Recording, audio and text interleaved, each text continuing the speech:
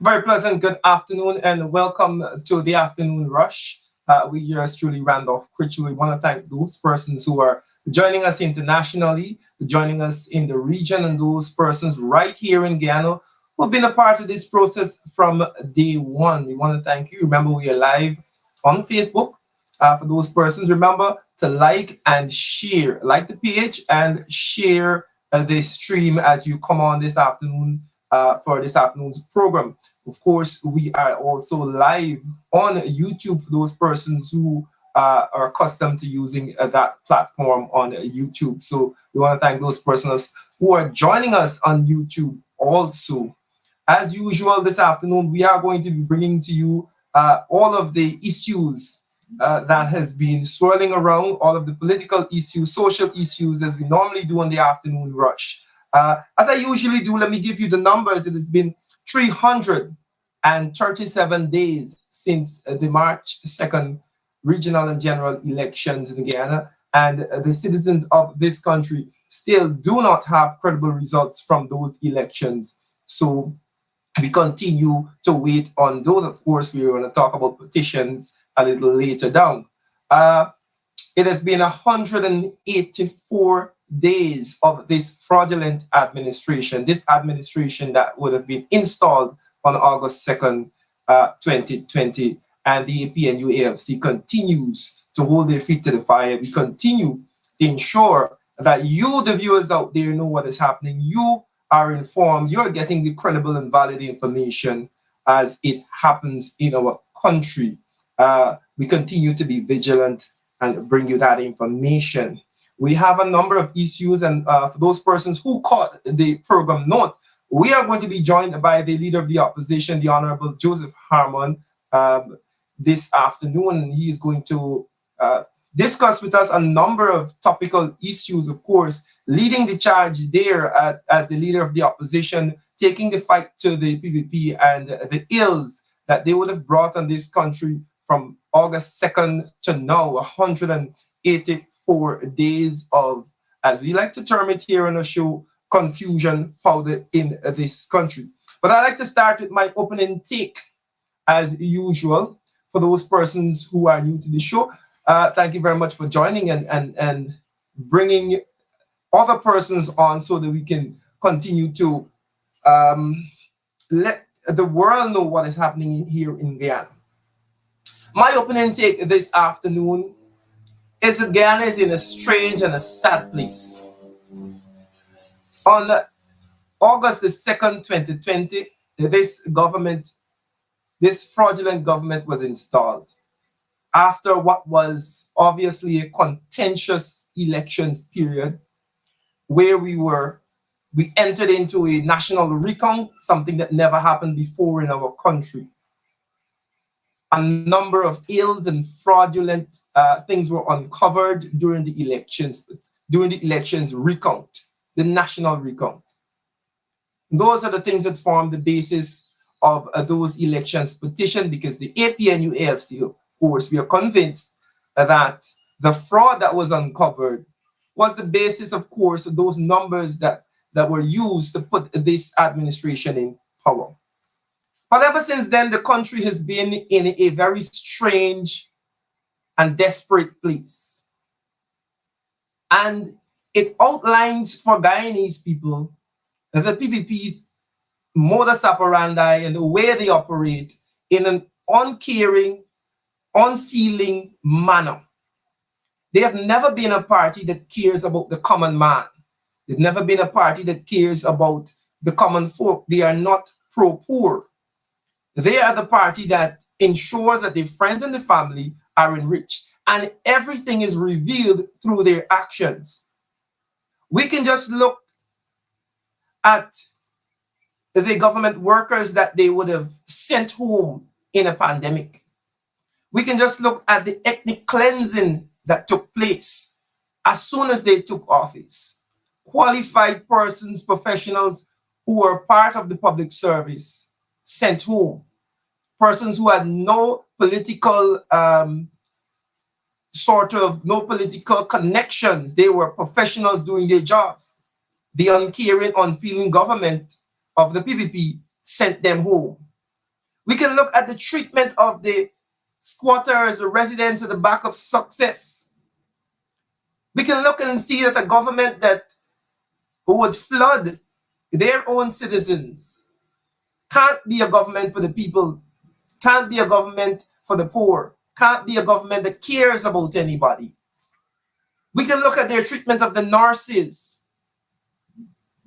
who had to go out there and days in and days out in a global pandemic to protest so that they can get protective gear, they can get increased salary, risk allowances. We can look at that. We can look at the public servants who would have grown accustomed to ensuring that they get a Christmas bonus at the end of the year. We can look at this government and just shake our heads at the fact that they don't really care about the average man. And worst of all, we can look at what I believe will be the one thing that this government will be remembered for. It's the treatment of the Henry Boys and Harry Singh's murder. The lack of care, the lack of empathy, the lack of alacrity in the actions of the police, headed, of course, by the Minister of Public Security, headed, of course, by President Ali, who came and told the nation that he will leave no stone unturned and he will do everything it takes to ensure that the murderers are brought to justice. This same government, headed by Mr. Ali, refused international help, refused to cooperate with the forensic scientists from Argentina that the government had to pay for. This same government are now scapegoating 3 young men for the murders. Only this morning, the residents of those who they said confessed were protesting. The question we have to ask is, what are they hiding? Guyana is in a strange and a dangerous and desperate place since August the 2nd.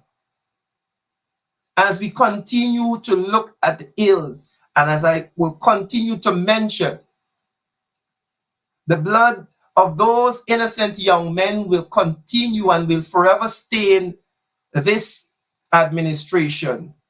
And it will continue to haunt President Ali's legacy, the blood of those innocent young men, and history will not judge them kindly for it. Guyanese are upset. Guyana is in a strange and a desperate place. That is my opening take. And of course, we are going to be going through a number of other topics this afternoon.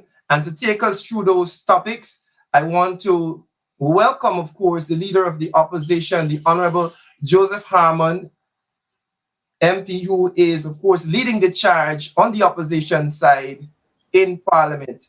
Mr. Harmon, good afternoon to you. Good afternoon to you, Randy, and thank you for having me on this afternoon show. As I've always said this, that in a world where fake news seem to pervade and the wrong news seem to spread much quicker than the truth, that people see your program, see this program, the programs of the AP and UAFC, as a barometer of truth. And therefore they tune in to this program to get credible news. And I'm happy to be here on the program this afternoon to continue to share that credible news which the Guyanese people and the people are not only here in Guyana, but in the world, on the World Wide Web, in the diaspora, that they have come to expect from this program. And so I want to make my contribution this afternoon to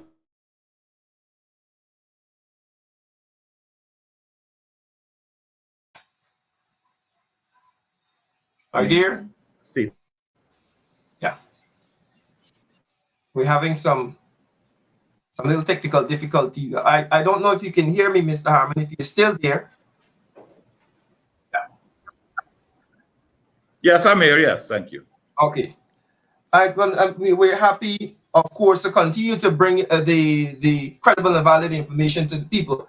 But I want to start this afternoon with a bit that I used there in my opening take, and the country continues to look at what is happening with the Henry Boy's murder and Harris Singh, and we note that the PPP would not even entertain a debate in Parliament, like Amanza Walton, Desir said, MP said, that would allow for persons to send condolences at least. Your take on the PPP's position on this?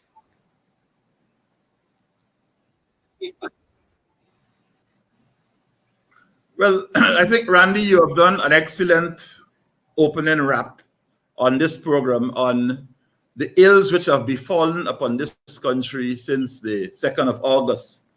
And every day they keep multiplying. Every day there's something new. When you believe that you would have met, the PPP would have met their moral minimum, they continue to go lower every single day with the disclosures which are taking place on their behavior in this PPP administration, this regime. But insofar as the Henry Boys are concerned and Harry Singh, I think the public is well aware of what happened and the fact that this gruesome, heinous murders took place in our country on the west coast of Berbice, and that would have shocked the entire nation. It would have rocked the heart and soul of all Guyanese, irrespective of what your ethnic background is, your political persuasion, your religious belief. All Guyanese, except those who are responsible for this heinous crime, would have been shocked by what they saw. And so from the outset, we have always, in the AP and UAFC, supported the parents of the young men who were killed and the lawyers who have been working on their cases. We have always supported them. And we've always supported the communities from which these young men came. And so it is important for us to point out that it was a fitting enough matter for us to bring to the nation's attention through a debate in the National Assembly.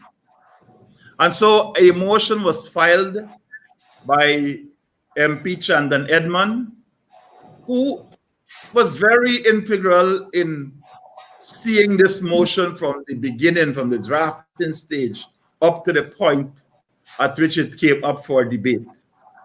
And at every stage along the way, obstacles were placed in the way of having this motion debated. And then just the week before,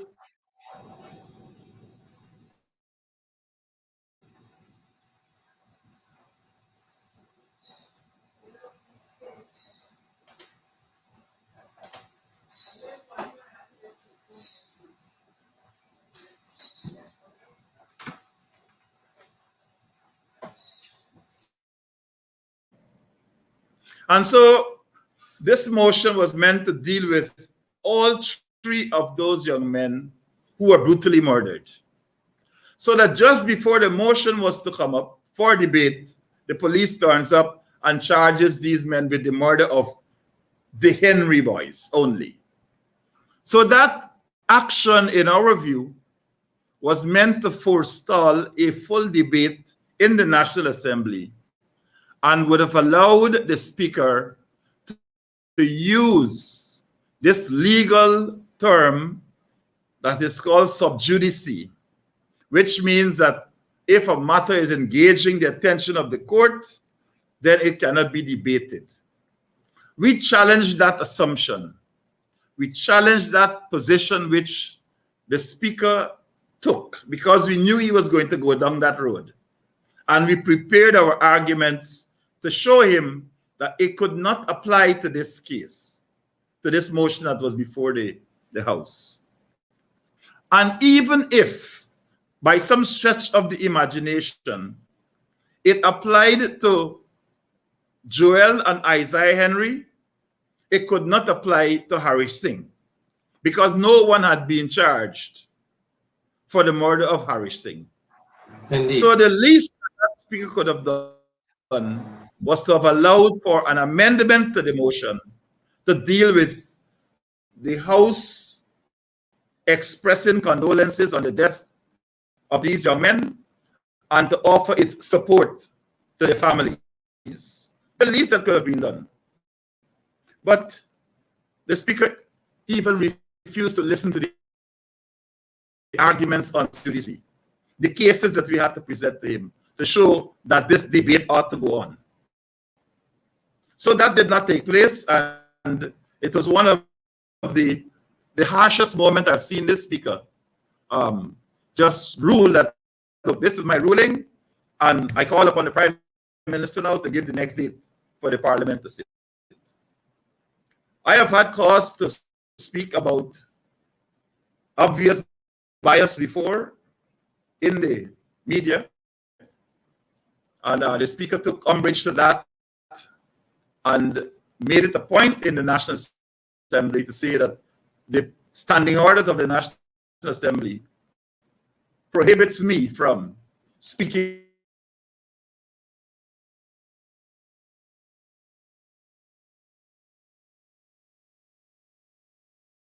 in the National Assembly. When I go back there, the Guyanese public would have known that this could not be behavior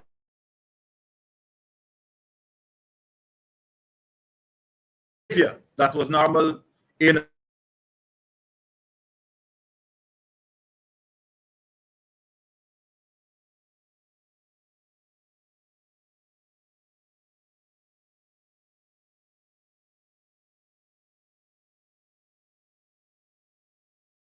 to go to all ends to ensure justice is served, that the perpetrators are brought to justice. But that is one thing coming out of his mouth, and the actions that are taken by his administration are totally different. Totally different. You have ministers who are actually getting involved in the investigations themselves. You have the expert, a pathologist coming here to Guyana at no expense to the state. And yet they have failed to cooperate with the pathologist to just provide information which they ought to have had so that he can have a look at it. What is there to hide? The CARICOM team that came here from the Regional Security Service, the RSS, invited by Irfaan Ali, after several days of spending here and obviously doing nothing, came up to the conclusion that they were wasting time and that there seemed to have been a reluctance on the part of the police to provide them with information which would aid in the work which they came to do. And so they came and they left. So everything that has been done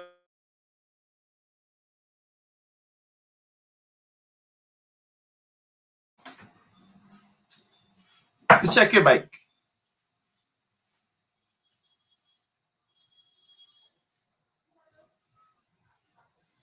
I don't think we're hearing you, Mr. Harman.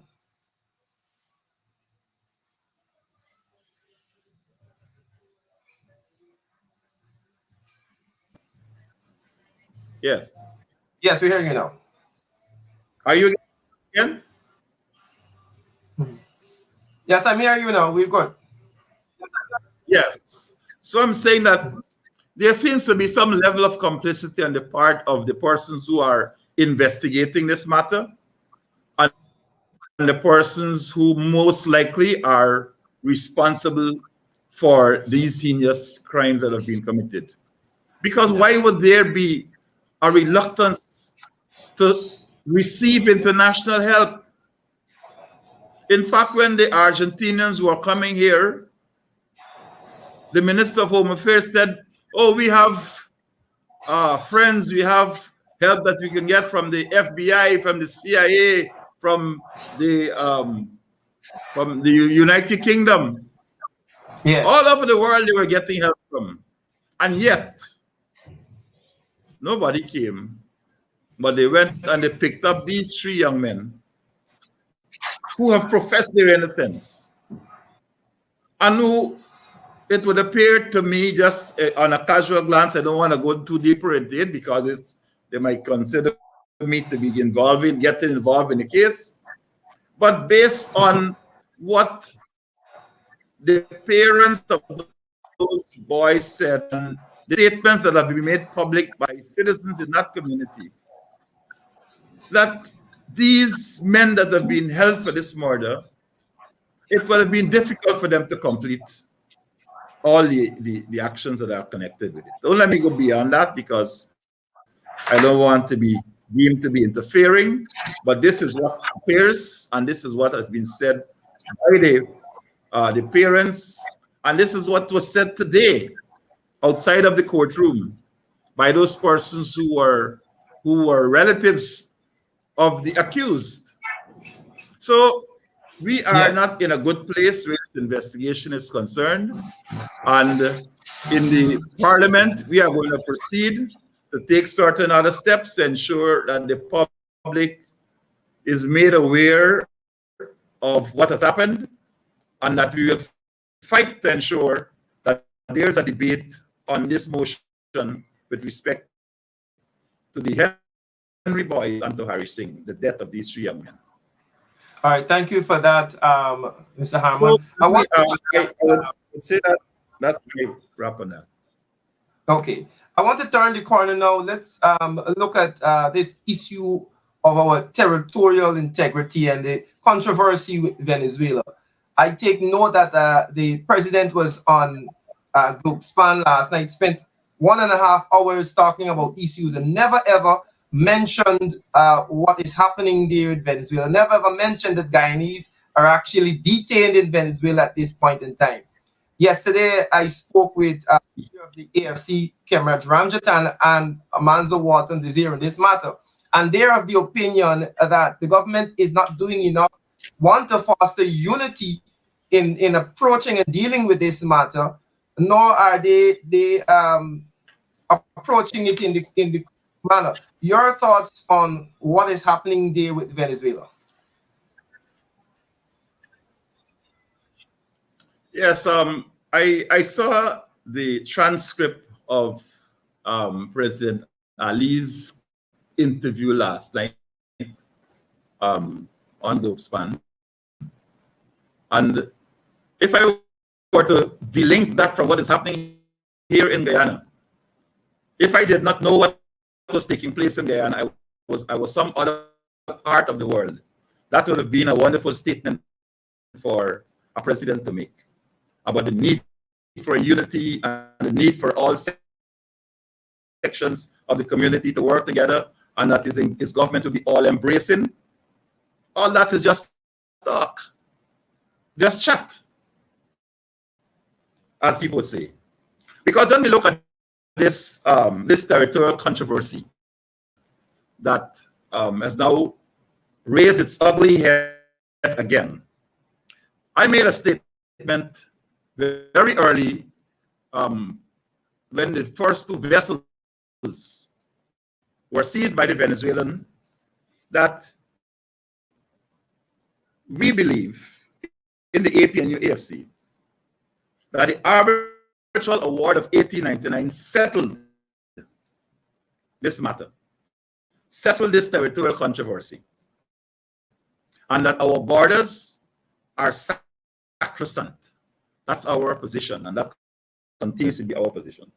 What I said then also is that we will support any reasonable measures that are taken by the state to ensure that our territorial integrity is preserved. So I made those statements very clearly at the first sign of some danger. But then there's been other things that have been happening. And then we had a statement from the Minister of Foreign Affairs and International Trade in the National Assembly last week.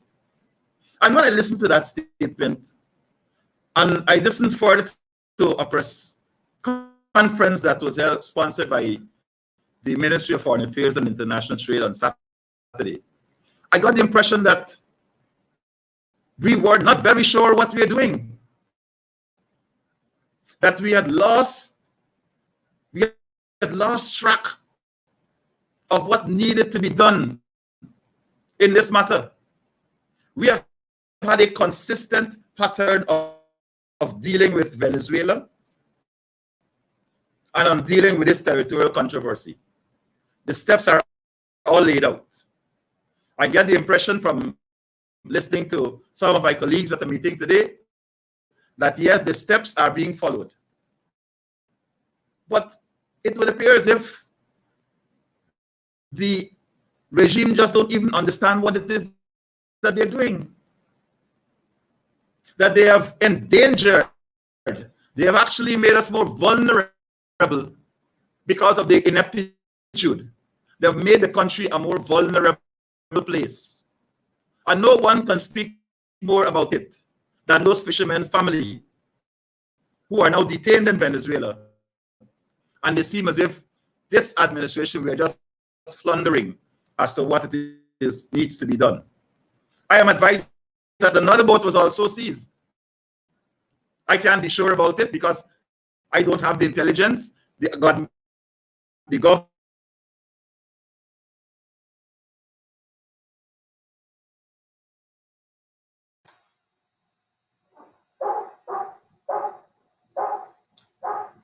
Please check your sound.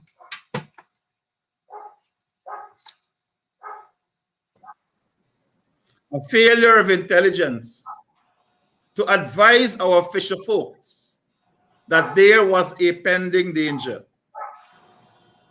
Weeks after a joint operation, joint training exercise took place off of our waters with the GDF Coast Guard and the US forces, we are now told that, oh, we have to deploy more intelligence assets out there. Air Finale said that the exercise was to track to ensure that there was no illegal fishing. Todd said the exercise was to ensure that they can track drugs coming into Guyana.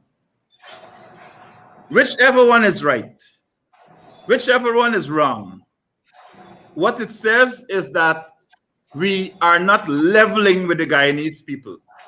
Because if you're tracking drugs or you're tracking illegal fishing, it means that you have to have some assets out there in the water to determine if something is taking place. And if those Venezuelan vessels were moving to a point, then we ought to have been able to read the intelligence and make a careful assessment of it and alert the Guyanese people. I don't know what we are paying a national security advisor for. All I see him doing is accompanying the president everywhere he goes. Or he's sitting in a meeting with the GDF and the police posing. Why hasn't he come on the national television and given the nation a proper assessment of what is taking place? How much money are they paying him just to be flaunting around the place? So while we are dithering, our fishermen are being arrested. Their families are traumatized. And many other Guyanese, particularly in regions 1 and 7, along that 800-kilometer border with Venezuela, feel very vulnerable. Very vulnerable. Let me hark back a little bit, Randy, to what we did during the 2015 to 2020 period.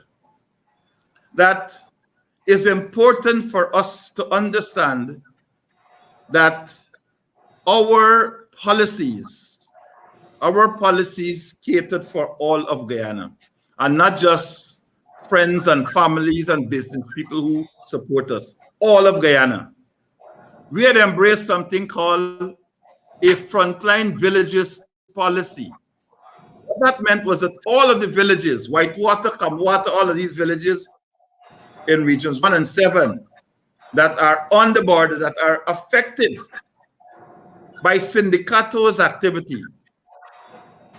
And these syndicatos are armed Venezuelan gangs that prey upon innocent Guyanese on Guyanese territory, very often in Guyanese waters, and they prey upon them, taking from them their livelihood, gold, diamond, food, and all of that.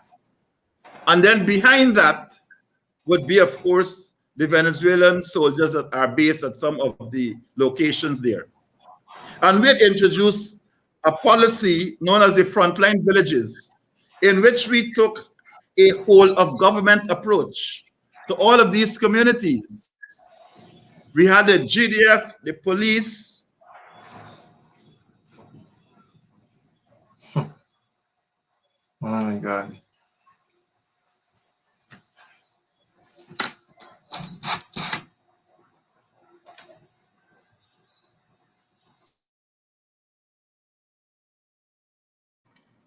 A tripwire, which basically allowed or assisted us in defining aggression by Venezuela. And so that was a link, a necessary link in the chain of intelligence gathering and analysis that needs to be done when a nation is considered it important to link all of these communities. And so all of that took place. All of that took place. But now, as if they are reinventing the wheel, we are talking about bilateral engagement with Venezuela and so on. Well, we believe that in any situation, there must be some way of engagement. But we believe in multilateralism. We believe that the United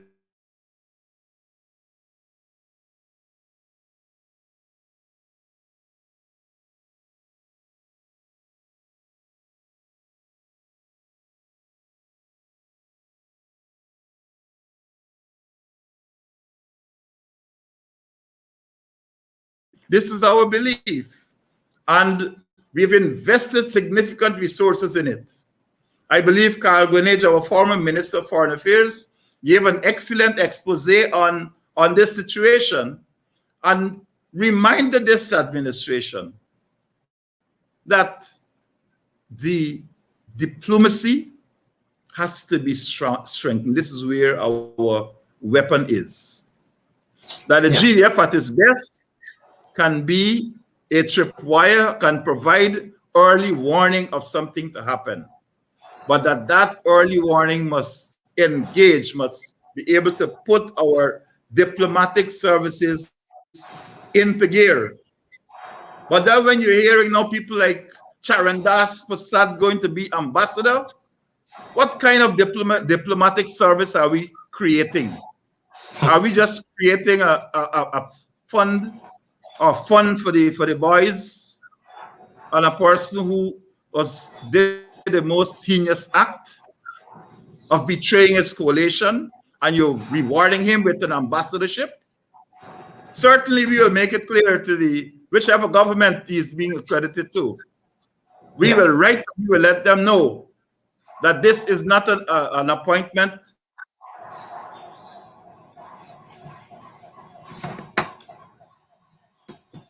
Mr. Hammond, before we continue, I think we're experiencing a little difficulty with your audio that is coming off. What I will ask the operator to do is to switch up some things on your end and bring you back in, because we have a number of other topics to go through. I want us to talk about a little bit on sugar, and we have, of course, Exxon and what they're doing there in terms of flaring. So we'll be joining you in just a second as the operator fixes that audio issue there. just give us a few seconds that is sorted out. But Mr. Hammond will be back, and we will be looking at a number of other issues. For those who are now joining us, we're in conversation with the leader of the opposition, Mr. Joseph Hammond. We would have started and we spoke about the Henry Boy's murder and Harris Singh and the PPP's reluctance to really move this forward in the National Assembly. We are also looking at the issue with Venezuela. And when we join Mr. Hammond again, we'll be definitely looking at some other issues. Of course, we continue to see the PPP administration pumping money into sugar.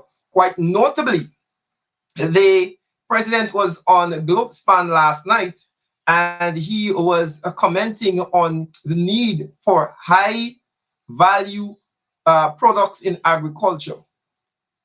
And this is why we say the president seems to be living in an alternate reality.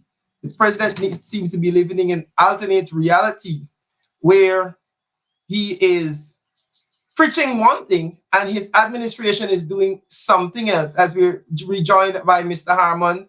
Mr. Hammond, I'm just telling the viewers about the fact that the president was preaching last night as we try and shift gears before the end of the show, preaching about high yield and high value products in agriculture. At the same time, the government is investing billions in sugar that is not profitable.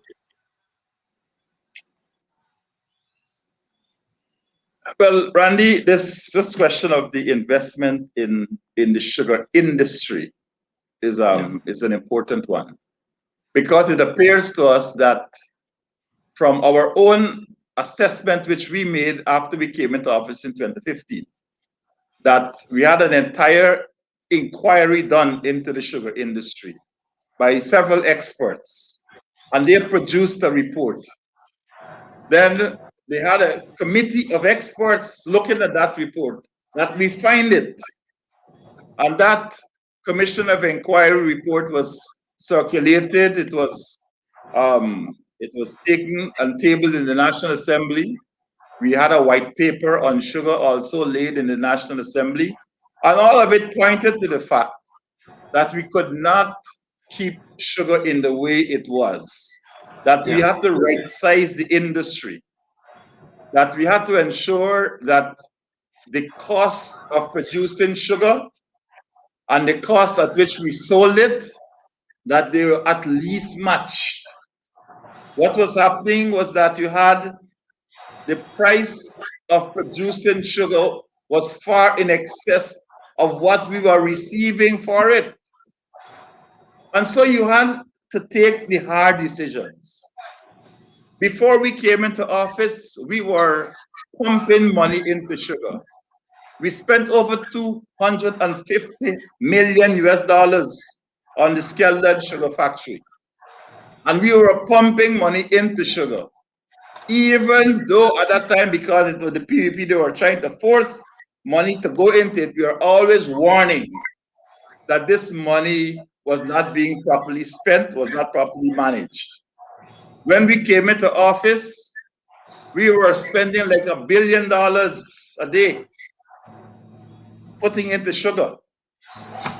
And so at some point, you have to make that determination as to whether the industry as it was presently organized, you can continue to sustain that to the extent that you are depriving other sectors of the country from resources which they so badly needed. The schools which needed to be fixed, the roads which needed to be fixed, the communities which needed lights, the communities which needed water, the fact that our defense mechanisms needed to be upgraded. All of those things were suffering because what we were doing, we were just plowing this money into an industry that needed right sizing. So when we came into office, we did all of those inquiries, and we also came upon reports that the PPP had determined before we came into office that it was not possible to turn around this industry on its present form. It was not possible But then the gentleman who they have now brought to head the Gaisuku, who is a turnaround expert, said that he could turn around things. I believe by now he's getting I turn. Because I don't know what he's turning around. They're just plowing money into these estates saying, oh, we will revitalize the industry, we will resuscitate it. These other estates which are not working right now. And you're just you're plowing money into it. The reality is that the PPP has this view that sugar workers, because of the union which represent them, that the sugar workers, that is GAU, that the sugar workers owe an eternal allegiance to them.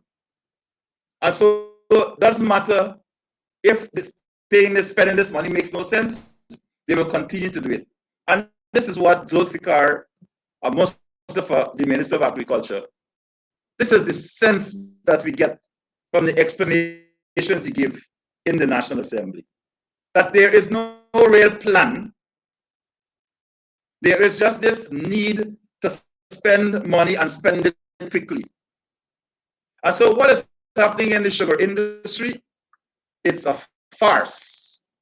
The money can be better spent in other areas of agriculture and where it is required. Yeah. The world, irrespective of what happened, will need food, and agriculture is key to all of that. Yeah. As we're on the topic of spending money, Mr. Harmon, we know that the APNU AFC, the largest portion of the budget allocation under the APNU AFC went to education, which signals our commitment to ensuring that Guyana is an educated nation. Yes. And I want to couple that with a few things that happened. One, we have this money going into this, billions of dollars going into sugar that can be spent elsewhere. And of course, the closing or the shutting down of the Ministry of Telecommunications. And I'm going to say why I'm coupling the waste of money and then this action of closing down telecommunications. The PPP government took over in the height of COVID-19, understanding that connectivity and internet and Wi-Fi would be very, very important so that students can get what would be a right to them, a right to education. So we have parents and families, I know personally, who have not engaged in any school activity for almost a year because they can't afford internet. Do you think that the government should take up this mantle and ensure that teachers and students are given what they need to push the education, to correct what is happening right now in education? Yes, I do believe that, Randy. And you know, we always felt, and we know, and I think it has been proven, that one way of breaking this cycle, a cycle of poverty, is to break it out by education. Education is a way in which you break a society out from levels of poverty. Because you have an educated nation, they can perform better, they can understand things better. And since we came into office, that has been our focus. In fact, the largest chunk of our budget was on education and on public infrastructure. Largest chunk of our budget. So we spent money in education. And by the time we left office in 2020, we were seeing the benefits of that expenditure which we made in the results that were coming out from our young people in the public schools. So that was important. It's important for us. And it's important that I make that distinction between what is happening with the students in the public schools and the students in the private schools. Because by and large, the people in the private schools are able to pay for the education of the children, and they're able to pay for private lessons and all of that. The children in the public schools are more vulnerable. They are the ones that need help. They are the ones that need to get the technology brought to them. They are the ones that need the tablets and the laptops. The teachers are the ones who need that to ensure that their lessons are prepared and so on. So that when you have a government that does not focus on the technology to deliver education to its population, you have a government that is blindsided. It is blindsided by false notions of success at some of the examinations that are taking place. But they need to examine very carefully some of these results, which show that there is a widening gap between the students who are at private schools and the ones who are in the public schools. And that is what the Minister of Education must pay attention to. Pay attention to these things. I don't think that enough attention is being paid to the delivery of education to our students. Worse yet, in this pandemic, in this COVID-19 pandemic, technology plays an even greater role in the delivery of education to our young people.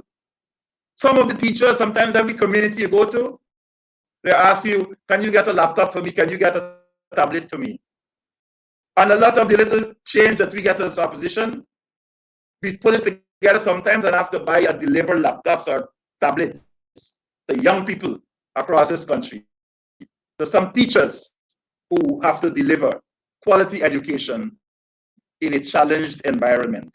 So the question of an education nation, Randy, is part of what we had as a pillar, one of the pillars of our decade of development.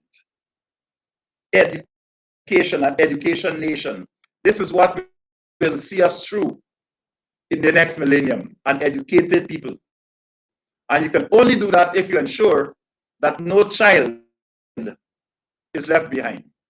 You can only do that if you ensure that in the poorest communities, that you are able to deliver quality education to bring those children out of circumstances under which they are forced to live. And I know we can do it. We have the resources in this country to do it. We just need the right government. We just need the right policies to be embraced, and we can do it. But as I'm on this question of COVID, Randy, and the monies that we are spending on the COVID, I think I need to address another matter which came up today. And this has to do with the expenditure that we are making on the COVID-19 grants for households. When we passed in the National Assembly, on occasions, once was the budget and then there was a supplementary budget. Billions of dollars for Guyanese household to be paid $25,000 for each household as a sort of a relief to the impact of COVID-19. This benefit should have gone to households. But when we look at what is happening, the entire delivery of the 25,000 has become now a political tool for the PPP to give money to their supporters and to put money in the pockets of people who they want to vote for them. So large sections of the population have not received that grant, which we passed for them in the National Assembly. And then 2 articles today struck my attention. 2 articles today. As I said, this grant is for households, 25,000. Every household got to come and identify themselves with some means of identification, and they sign a document as receiving this money. Now today, 2 articles.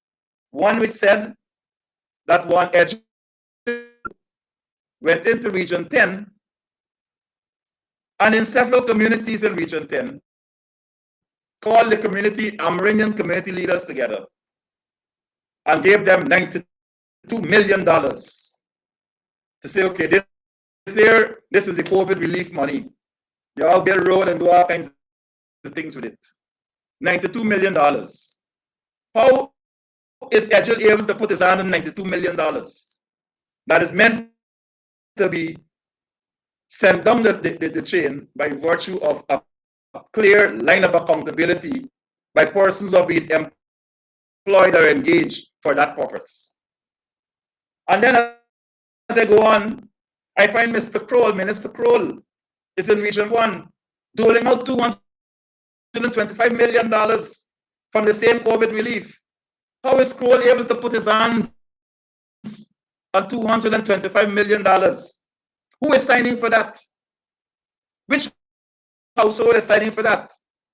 So we have to be very careful about all of these things and recognize that what we are seeing are the signs of a corrupt regime that behaves as a dictator, and to some of these communities that they are going, a benevolent dictator.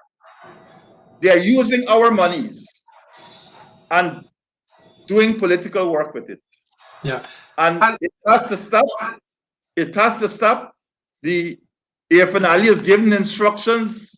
The public knows it, to the Auditor General, who is yet, in my view, to start an inquiry or an audit into the way these monies are being spent. It seems as though he is also now complying with what's taking place.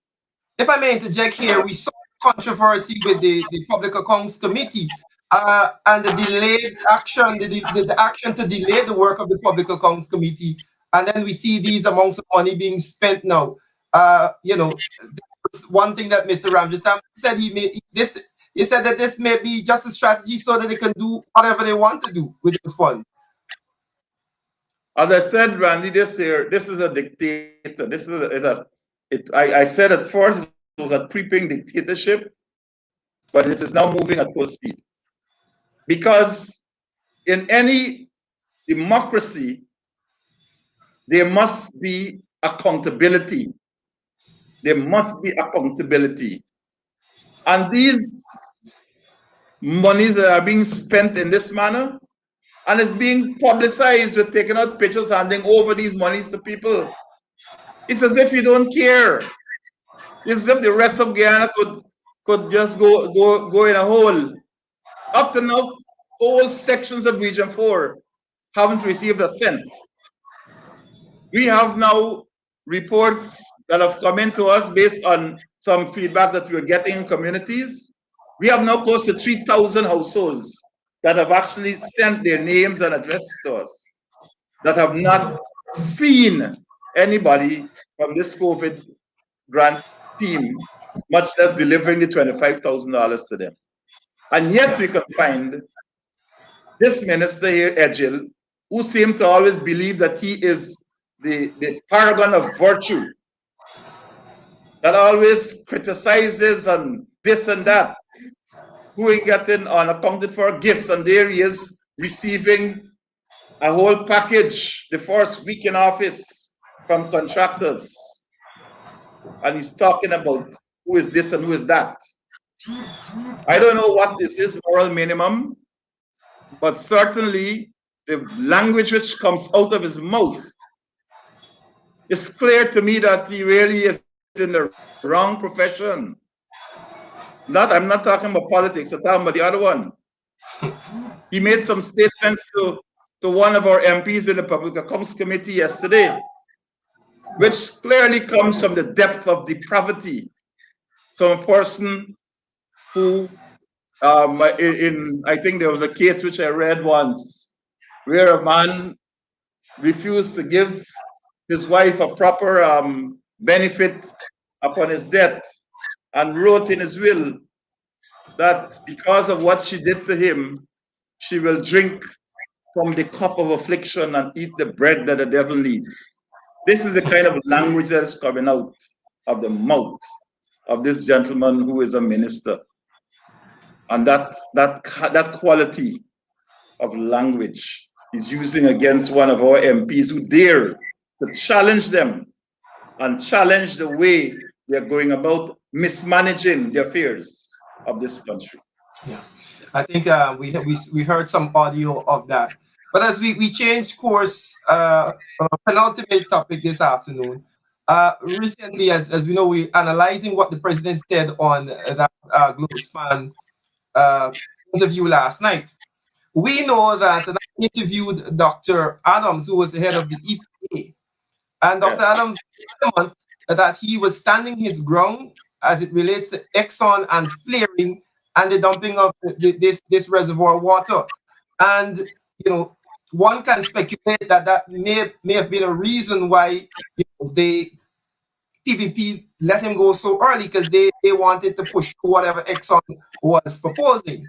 Now, we know that Exxon is still flaring the gas. We know that they're still damaging the environment.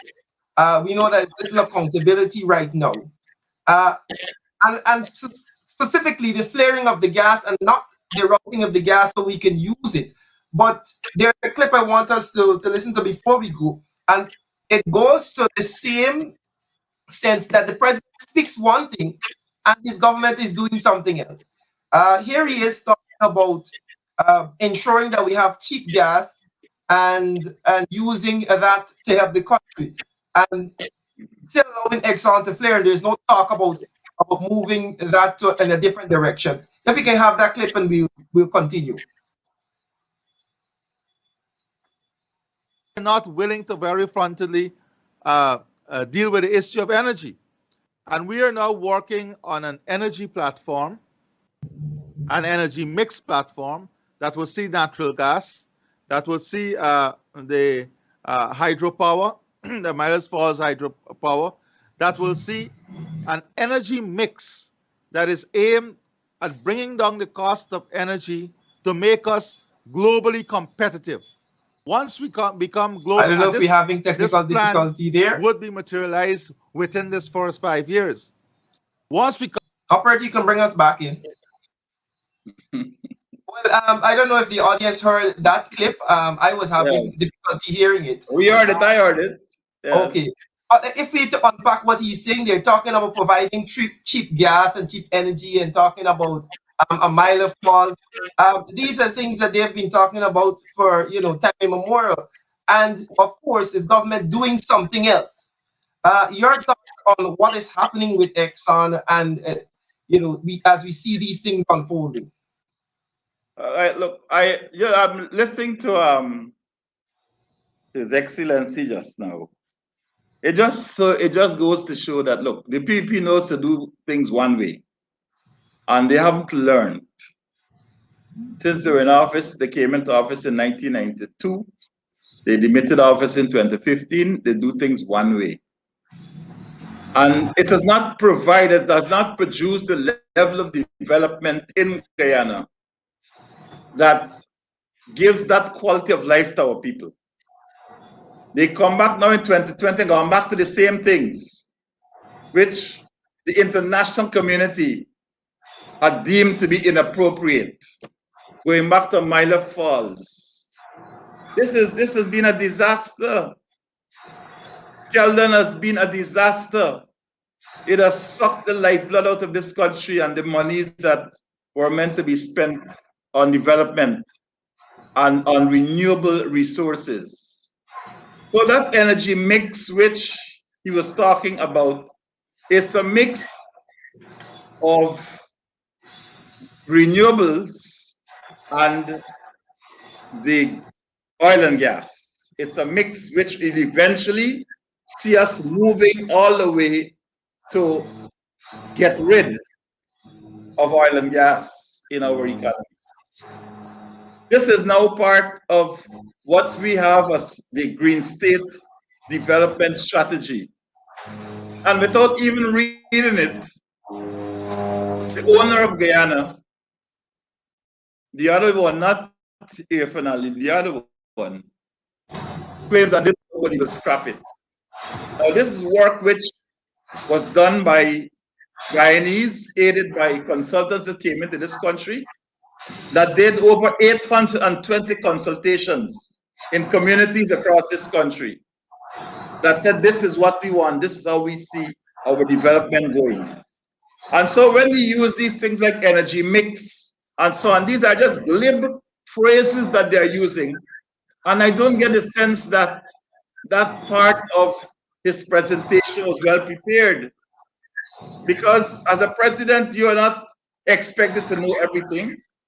but your advisors and the people who put these things together must brief you properly. So when we speak about Exxon, we speak about Amila Falls and these things, it is important to understand it properly. Now, flaring, as you spoke about, Randy, flaring is an issue which, in my view, led to Dr. Adams being removed from the EPA. This issue of flaring. Because when the LISA 1 facility was being developed, the intention was that the gas that is now being flared, the practice in the industry, the sung practice, is for that gas to be re-injected into the reservoir. That is the practice. But the concern was that the reservoirs were so deep that the expenses connected with re-injecting was a big problem. We insisted on it. And so flaring took place, and I believe flaring went to a level that was being unchecked. That this administration, since they came in, I don't know what checks they have done. But my understanding is, from what Sharifa Razak had said, is that flaring had ramped up to 16.496 million standard cubic feet of gas per day in October of 2020, which was an increase of the 15 million cubic feet per day in previous months. 2 or 3 days ago, I learned from a statement from the Minister of Natural Resources that there was some part or some steel or something that had gone bad on the platform that was causing an increased level of flaring. Well, you know, the environmentalists will tell you that when you flare, some of the gas is burnt off. But the major issue occurs when the gas is not burnt off, and so it goes into the atmosphere as pure carbon dioxide. And that creates a larger problem with the ozone layer. And so all of the environmental problems that we're gonna have, our fisher folk along the coast, you find fishes coming up. And several communities I saw the other day, fishes just turn up dead. But we have to have a very strong environmental protection agency. That is their work, to protect the environment and not to pander to the dictates of Barra Jagdeo or the dictates of the other Bharat. They are to protect us. That is their work. And if they have to make bad friends with companies or the politicians and so on, they must have the fortitude to stand up for the environment and stand up for the people of this country. Yeah. We are all going to be affected if we do not take a stand right now. And Exxon or anybody, I believe that Exxon is doing a great job for us, but it cannot be at the expense of our own health. It cannot be at the expense of our people's livelihood. The screws have to be turned.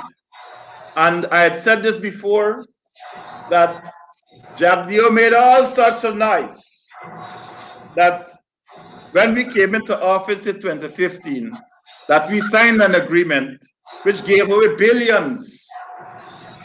So all right, at least you learn as you go on. You go ahead. In 2020, he signed an agreement on the same terms and worse, and allowed for a worse period of environmental degradation in this country by allowing for flaring and all of these issues to go through, to allow them to go through. And so this is why I'm saying that the patrimony of this country cannot be left in the hands of the PPP. They are incapable of handling it. They are inept at handling it, and at worst, they collude with people who are damaging our environment, and they do that to the detriment of the health and wellness of the people of this country. Right. Thank you for that. I know many persons are very, very concerned about what is happening with Exxon. Although we are going to be benefiting from the oil and gas sector, we must, of course, endeavor to protect the environment. Mr. Hammond, I want to go straight to our segment, our final segment that we call One More Thing. I'll give you the opportunity to probably suggest, because a lot of viewers are asking about what is our plan, or what are our plans for the petition. We know that one is going to be appealed and one is going to go forward, but they want to know what's the level of fight we're willing to put forward to ensure that we are heard in the court of law. Well, Randy, thank you for that. And I think that Guyanese have a right to know what it is that we're doing, because this is basically the proof of the skullduggery which took place we found at the recount, which took place at the March 2nd elections. And this is the proof that the PPP was engaged in illegal activities. And so this label that they seek to put on people call us riggers and all of that, the label fits them, and this is what these petitions will show. So the citizens have a right to inquire into it. The two petitions, as you know, that were filed, and we knew that the better strategy to be employed was to file two rather than one. So there are two petitions that are filed. One has to do with strictly with the law, and so that petition is likely to be heard, I think, on the 7th of April. And so between now and then, every 2 weeks, the two sides have to make submissions and answer submissions. And so by the time they get to that point, most of the preliminary work would have been done. And so we can have a very short hearing that will get us to that place, which says that whatever was the basis upon which the PPP regime was sworn into office was fraudulent, unlawful, and cannot stand, and therefore vitiate that process. The second, of course, was the other one which engaged or involved the tons and tons of evidence of persons who are dead at voting, persons who are not here on the day of elections voted, persons who were signing documents, were voting without the necessary statutory documents, but more importantly, the over 49 boxes of votes that contain over 11,500 ballots without a single statutory document in it. All bogus, all occurring on the Lower East Coast, on what I then called the area of most fraud. The area of most fraud. Yeah. And this is where there were instances in which Anil Nandlal and so on, they were from there with ID cards and so on, and were confronted. There were pictures, there were photographs, there were videotapes of that confrontation. The epicenter of fraud, all of that took place in the East Coast. So that all of these are captured in the second petition. Of course, that petition was dismissed on a technicality, and we've appealed that that dismissal. We don't agree with what the judge has done, and so we have appealed that. It's basically a very technical point of whether service was effected on David Granger.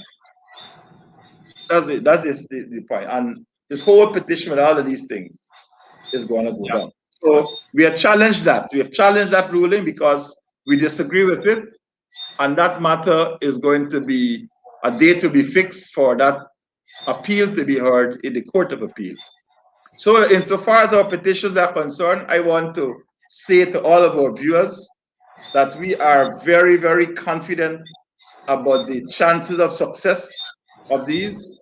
We believe that once the matters go through, that the courts will be hard pressed not to find that the PPP is in office by virtue of a fraudulent process and that these elections ought to be vitiated.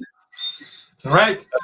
With that, one more thing, I will thank you very much for being on the show. Our viewers always very excited to hear from you and what you're doing there in Parliament and leading the charge of those MPs, very young and vibrant team at the back there pushing on the issues. Mr. Harman, thank you very much, and we hope we hear from you in another week's time. Well, I pledge to be here to keep your viewers updated on issues which are on the front burner. Yes. Some of them, because of the way our media landscape is arranged, sometimes they don't get the real news. They get the news that paints the government in this glowing light, when in fact beneath that paint job is rot and decay that's taking place in our society. So I'm happy to be here, and I'm happy to be able to bring light where darkness exists to the people of this country. Thank you. Again, and let me thank you on behalf of our viewers and listeners, from the persons on Facebook who've been commenting. Do enjoy the rest of your evening. Thank you very much, Randy, and a pleasant evening to all of your viewers and listeners. Thank you. Yes. Right, so you had it there for more than an hour. We were talking to the leader of the opposition, Mr. Joseph Harman, bringing light to a number of different issues. Of course, expressing the views of the APNU AFC opposition in Parliament on those particular matters. We want to thank him for that. We want to thank you for staying tuned with us today as we ventilated these issues. As I normally say, ensure that we're working together for national unity, national development. Thank you very much, and do enjoy the rest of your evening.